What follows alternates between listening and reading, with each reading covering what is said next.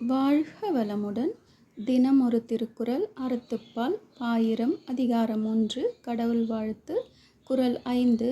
இருள் சேர் இருவினையும் சேரா இறைவன் பொருள் சேர் புகழ் புரிந்தார் மாட்டு.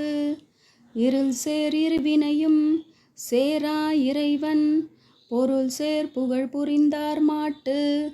இருள் சேர் இருவினையும் சேரா இறைவன் பொருள் சேர் புகழ் புரிந்தார் மாட்டு. விளக்கம்.